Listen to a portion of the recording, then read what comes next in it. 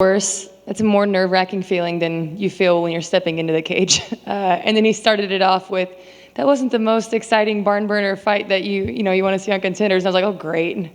I did fight a really good girl, He didn't, it's not like he gave me a scrub that I could walk out there and just be reckless with. So, yeah, and I said in my interview after the fight, I really believe that both of us belong in the UFC, and I think that we put on a UFC-level performance tonight, both of us. So I'm happy with how it went, and I'm happy with my performance. Conversely, right, so he starts off umming and ahhing, but then he eventually turns around and goes, get over here. How elated are you at that moment? It's like everything builds up, and then it just releases. So I had a feeling, when good things are about to happen to you, I feel like sometimes you just kind of know. And so as nervous as I was, I did have a deep, deep feeling that, my life was about to change. So as excited as I wasn't super surprised that he ended up, flipping the little attitude that he gave us at the beginning. So It's an interesting one, right? He wasn't like overly complimentary of the fight, but he did turn around and say, there's something about this girl. She's got a bit of a nit factor. I can't put my finger on it. That in turn is actually probably a better compliment than one of the fight from Dana. Yeah, I know what it means, but I also don't know what that means, but I'm thankful for it. I'll take the it factor.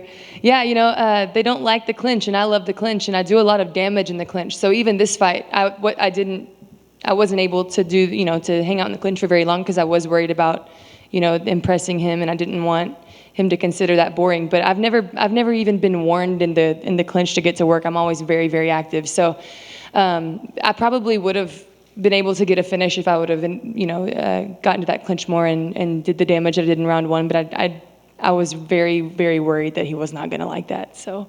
Is that like an extra thing, an extra layer to fighting that you probably never had to deal with before, where it's like, well, I need to fight and I need to win, but I also need to fight and win in a very certain way for this one guy? Yeah, not one time in my career so far has a ref come in to give me, the pre-fight, the rules and said, and by the way, you better be exciting. Like that's never happened. It's just like, oh, okay, thank you. I'll try. Well, on that note, welcome to the UFC. Last question from me. How important and exciting is it for you to know that the next time you fight, it will be in the UFC with those gloves on? I hadn't even thought about that yet. That's pretty exciting. I need to let that soak in for a second. Yeah, I'm excited. I keep telling everybody this isn't the pinnacle for me. I do feel like my ceiling is high, and this is just the beginning. So I'm really excited to test myself and see what I'm capable of. Congrats on the win.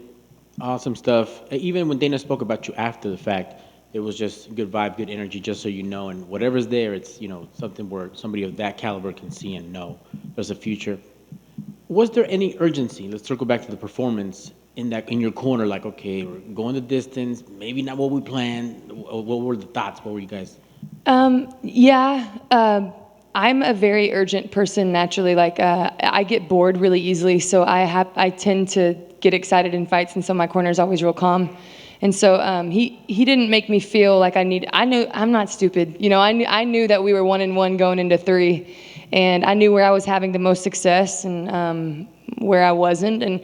And Claudia's ground game is really, really good. It's very legitimate. But I knew that if I got on top of her, that I was going to be able to do a lot of damage. And so she shot for that double leg, and I hit that wizard throw and landed on top and made a silly mistake and went straight into jiu-jitsu mode at the end of that round and tried to go to her back and got reversed. I should have just stayed on top and kept punching my weight. I probably would have either finished the fight or been a little bit more exciting. But, we make mistakes and we learn from them, and hopefully we don't make them again. Of course, it's part of the evolution. Some of the seasoned vets, champions, go to their bread and butter. But what was that moment when they're announcing the scorecards and you're like, oh, here we go?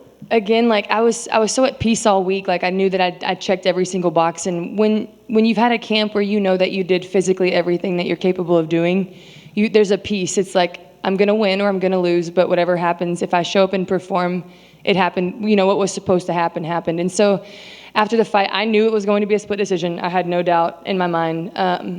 But again, I just had a feeling, like I said earlier, I just had that feeling that it's finally my turn. And so I don't know. I wasn't scared that I wasn't going to get the nod. I kind of knew that I was going to get it. I don't know. It was a weird feeling. That's a great feeling. If your hand's going to be raised before the fact, that's that confidence. Who's the ideal opponent? What's the ideal arena? What do you want to do, an Apex event, or like, no, give me Madison Square, give me T-Mobile? I don't like the silence. I was a college athlete. And college sports is very loud. I love the loud arenas. I would love to fight in Texas. I'm a Texan.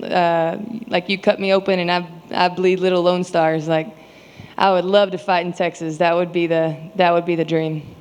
I will hope that you get that accomplished too on the bucket list. And good luck on the career, Hailey. Thank you.